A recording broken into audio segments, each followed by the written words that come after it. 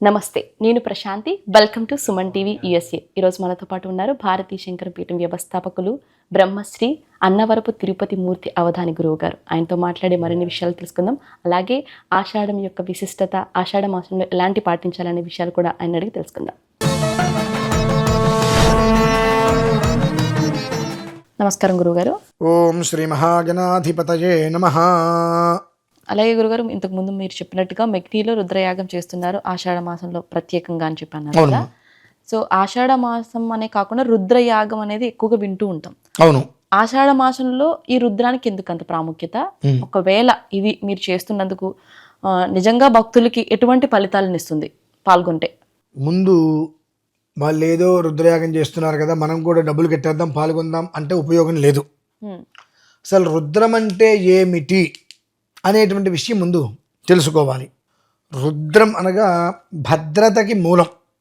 భద్రత అంటే అన్ని రకాలుగా ఉంటుంది కదా, సెక్యూరిటీ. ఇది ఒక్కటే ఉంటే సెక్యూరిటీ కాదు కదండి, అన్ని వైపుల నుంచి ఉండేటువంటిది సెక్యూరిటీ. అందులోనూ రుద్రం అనేటువంటి దాన్ని నమ్మకం అంటారమ్మా. శ్రీరుద్ర నమ్మకం అంటారు. ఈ నమ్మకంలో మొత్తం అది క్వశ్చన్ ఒకటే అనుకుందాం, ఆన్సర్స్ 27 ఉంటాయి లోపల. దీనికి ఉన్నటువంటి గొప్పతనం ఏమిటి అని అంటే, మనకు ఉన్నటువంటివి నక్షత్రాలు 27. ఆ 27 నక్షత్రాలకి అధిదేవతలు ప్రత్యధిదేవతలు ఉంటారు. తర్వాత ప్రాజాపత్యాది నవ ఋషులు అని ఉంటారమ్మా. వాళ్ళకు అధి ఋషులు ప్రత్యధి ఋషులు కలిపి 27.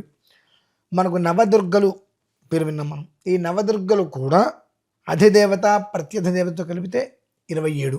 27 అనేటువంటిది ప్రమాణ మూలము అని అంటారు. అంటే ఈ 27 నక్షత్రాలు కాకుండా మరొక నక్షత్రంలో ఏ మనిషి జన్మించడు. కనుక జన్మించినటువంటి ప్రతి వ్యక్తి తన 60-70 సంవత్సరాల జీవితంలో ఈ 11 రోజులు మనది కాదు అనుకొని ఆ రుద్రాన్ని ఆరాధించడం వలన కనీస మాత్రం 9 సంవత్సరాల 15 రోజుల పాటు తన జీవితమునందు కష్టం నష్టం అనేటువంటి పదం వినరమ్మ. అంత ఉచ్చ స్థితిలో తన జీవితం ఉంటుంది. అందులో ఒక్కొక్క మాసానికి ఒక్కొక్క విధానం ఉంటుంది. ఆషాఢ మాసంలో గొప్పతనం ఏమిటి అంటే, ఓం నమో భగవతే రుద్రాయ, ఓం భూర్భువస్వః, ఓం నం అని మనం ఒక్కసారి చేస్తే రుద్రం మొత్తం 11,000 సార్లు చేసిన ఫలితం మనకు వస్తుంది. అటువంటిది శతరుద్రం చేస్తున్నామనంటే ఎన్ని లక్షలలో ఆ ఒక్క మంత్ర ఫలం మనకు వస్తుంది అనేటువంటి విషయాన్ని కూడా మనం చాలా జాగ్రత్తగా పరిశీలించుకోవాలి. ఉదయం 366 శివలింగాలకు అభిషేకం జరుగుతుంది రుద్రంతో. మధ్యాహ్న సాయంత్రం సమయంలో రుద్రుడికి విశేషంగా హోమం జరుగుతుంది. రుద్ర హోమం శతరుద్రంతో హోమం జరుగుతుంది. 11 రోజులు పూర్తి అయిన పిదప ఈ 11 రోజుల పాటు ఏ ఒక్క రుద్రాభిషేకంలో చంద్రమౌళీశ్వర స్ఫటికలింగంతో మనం అభిషేకం చేసి ఉన్నామో అందులో పాల్గొన్న ప్రతి ఒక్కరికి కూడా ప్రసాదంగా ఆ శివలింగాన్ని అందజేయడం జరుగుతుందమ్మా. ఎందువలన ఇవ్వాలి అని అంటే, ఏ ఇంట్లో అయితే కనుక స్ఫటికం ఉంటుందో, స్ఫటికం అంటే ఏంటి? శుద్ధమైనటువంటిది, అంటే ఎక్కడా కూడా ఏది కూడా కలపనటువంటిది, స్వచ్ఛత కలిగినటువంటిది. శుద్ధము అంటే స్ఫటికం, స్వచ్ఛత అంటే స్ఫటికం. అంత స్వచ్ఛతగా ఉన్నారంటారు చూసారండి, అట్లా ఉంటుంది. ఎప్పుడూ కూడా శాంతికి చక్రం. కనుక ఈ ఒక్క శతరుద్రం అనేటువంటిది ఆషాఢంలో చేయడానికి మూలం అది. రుద్రం అనేటువంటి దానికి మనం తెలుసుకోవాలి అని అంటే, ఇక్కడ నేను కూర్చొని ఒక 20 రోజుల పాటు చెబుతూ ఉంటే అప్పటికి ఇంకా 20 సంవత్సరాలు మిగులుతుందమ్మా. అప్పటికి ఇంకా మనకు మిగులుతుంది నేను చెప్పవలసింది. అంతటి పవర్, శక్తి అనేటువంటిది మనకి ఇస్తుంది. అది కేవలం ఆ రుద్రం అనేటువంటిది వినటం వల్లనే. ఇందులో సమయం ఉందంటే కొన్ని విషయాలు చెప్తానమ్మా. ఈ ఒక్క శతరుద్రము వలన శరీరంలో ఉండేటువంటి ఎన్నో రకాల రుగ్మతులు తొలగిపోతాయమ్మా, ఇంక్లూడింగ్ క్యాన్సర్తో సహా. ఎట్లా అండి అంటే, జనాలు వింటున్నారు దాన్ని ఇష్టం వచ్చినట్టు చెప్పేస్తారా? ఓకే, మంచిది, వినటం మానేయండి, అనుభవించండి. నన్ను నేనేం చేస్తా? ఎందువల్లనంటే నా రుద్రో రుద్రమర్చయేతు అన్నారు. రుద్రుడు కానటువంటి వ్యక్తి రుద్రుడిని అర్చించడానికి అర్హత లేదు.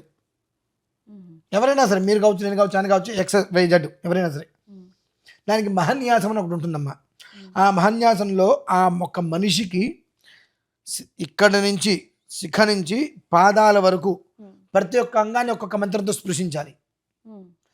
షోడశాంగ రౌద్రీకరణం, దశాంగ రౌద్రీకరణం, ఆత్మరక్ష అని ఒక్కొక్కటి చెప్తుంటాయి. శిఖ శిరశ్చ మూర్ధా చ లలాటం నేత్ర కర్ణకౌ ముఖంచ కంఠ బాహూ చ హృతు నాభి కటిస్తథా ఊరు జాను జంఘపాదౌ షోడశ అంగస్థలాన్ని అని చెప్పి శిరస్సు నుంచి మొదలు పెడితే, వెనక నుంచి శిఖస్థానం నుంచి మొదలు పెడితే శరీరంలో ఉండేటువంటి ప్రతి ఒక్క భాగాన్ని కూడా ఒక్కొక్క మంత్రంతో స్పృశించుకోవడం.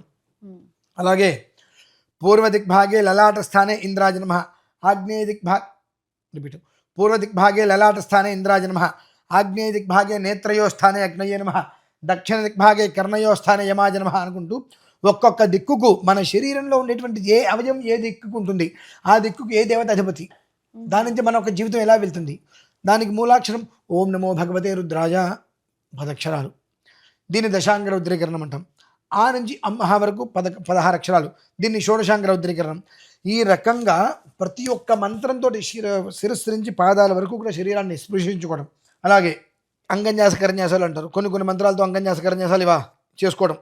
అంటే ప్రతి ఒక్కటి కూడా చేసుకోవడం వలన తానే ఈశ్వరుడు, ఈశ్వరుడే తాను, తానే నేనుగా, నేనే తానుగా అక్కడ మనిషి మారతారమ్మా.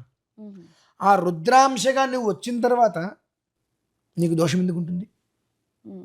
అసలు నీ దగ్గరికి రావడానికి ధైర్యం ఎంత ఉంటుందో పాపానికి? రుద్రాంశగా నువ్వు అయిపోయావు అక్కడ. ఆ రుద్రాంశం తీసుకొని ఆత్మరక్ష తీసుకొని కైలాస శిఖరే రమ్యే శంకరస్య శివాలయే దేవతాస్తత్ర మోదంతి తన్మే మనఃశివ సంకల్పమస్తు కైలాస శిఖరా వాసా హిమవద్గిరి కన్యయా నీలకంఠం త్రినేత్రం చ తన్మే మనఃశివ సంకల్పమస్తు అని శివ సంకల్పాలు చెప్పుకుంటూ ఉంటే ఇక్కడ కూర్చుంది ఈశ్వరుడు అవుతారు కదమ్మా.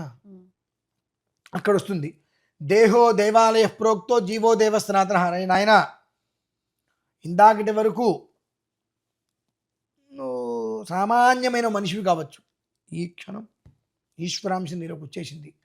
యాతేర్దర్శివాదునరఘోరాభాపకాశిని దయానస్తువాసంతమయాగిరీశంతాభిజాకశీ శిఖాయే నమః అస్మిన్ మహత్యర్నవే ఏంతరిక్షే భవాధి తేషాకం సహస్రయోజనేవ ధన్వాంతరమసి శిరసే నమః సహస్రాణి సహస్రశో ఏ రుద్రాదిభూమ్యాం తేషాకం సహస్రయోజనేవ ధన్వాంతరమసి లలాటాయ నమః అనుకుంటే ఒక్కొక్క మంత్రంతో ఒక్క కంగాన్ని స్పృశించుకుంటే ఈశ్వరుడు వచ్చి అక్కడ కూర్చుంటే పోతాడు. అప్పుడు ఈశ్వరుడు ఎవరు? మనమే.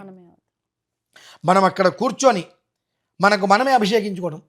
అదేంటండి మనకు మనం ఎలా అభిషేకించుకుంటామండి? మన స్నానం ఎవరు చేస్తున్నాం? మన స్నానం ఎవరు చేస్తున్నారు? మనమే చేస్తున్నాం. అలానే అంతర్ముఖ, లోపల ఉన్నటువంటి ఈశ్వరుడికి బహిర్ముఖంగా మనం నీళ్ళు పోసుకుంటున్నాం. లోపలున్న ఈశ్వరుడికి మనం అభిషేకం చేయాలి కాబట్టి ఆ లోపల ఈశ్వరుని మనం ఆరాధించుకొని స్థావరంగా కూర్చుండి పెట్టుకొని ఆ 360 శివలింగాలకి రుద్రంతో అభిషేకం చేస్తున్నాం. అభిషేకం చేసి ఆయన్ని సంతృప్తిని చేస్తున్నాం. అలాగే హోమం దగ్గర కూర్చొని తనకు తానే ఆ మంత్రంతో హోమం చేసుకుంటున్నప్పుడు తనకి ఏది కావాలో ఆ ద్రవ్యం తనే తీసుకుంటున్నాడు. అంటే ఇక్కడ మీరు ఇవ్వట్లా, నేను ఇవ్వట్లా, ఎవరి ఇవ్వట్ల, తనకు ఏది కావాలో తనే అక్కడ తీసుకుంటాడమ్మా. అంతటి యోగం మనకు లభ్యమైన తర్వాత మనకు తామరాకుని నీరు ఎలా తడపదో ఆ రకంగా పాపం మనకు అంటకుండానే ఉంటుందిగా. ఇలా చెప్పుకుంటూ వెళ్తే సంవత్సరాలు దాటినా ఇంకా అంత ఉంటుందమ్మా. అంత విశేషం రుద్రం. అన్ని విషయాలను దృష్టిలో ఉంచుకొని ఆ రుద్రం అనేటువంటి 2 అక్షరాలలో మొత్తం యావత్ ప్రపంచం ఇవిడి ఉంది భద్రతతో కూడి. ఆ భద్రత ప్రతి ఒక్క మనిషికి రావాలంటే ఒక్కొక్క విధానం ఒక్కొక్క రకంగా ఉంటుంది కనుక ఈ విధానాన్ని అనుసరించి ఆషాఢ మాసంలో 11 రోజుల పాటు దీక్షగా పంచాయతన పూర్వకంగా రుద్ర సంపుటితోటే శతరుద్ర యాగం అనేటువంటిది యావత్ మానవాళికి సమ్మోహన శక్తిని ప్రసాదింపజేస్తుందమ్మా. అంత గొప్పది కనుక ఆ సమయంలో దాన్ని సంకల్పించడం జరిగింది. అలాగే గురుగారు ఈ కార్యక్రమంలో భాగస్వాములు కావాలంటే ఎలా?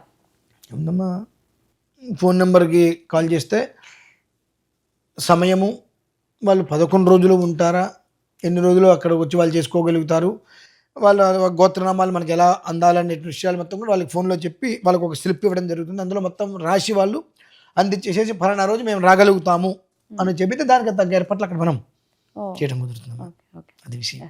చాలా చక్కని విషయాలు తెలియజేశారని ధన్యవాదాలు. చూసారు కదా, ఆషాఢ శతరుద్ర మహోత్సవం గురించి గురువుగారు చాలా చక్కగా వివరించారు. ఈ కార్యక్రమంలో మీరు కూడా పాల్గొనాలి అనుకుంటే స్క్రీన్పై కనిపిస్తున్న నెంబర్కి కాల్ చేసి సంప్రదించగలరు.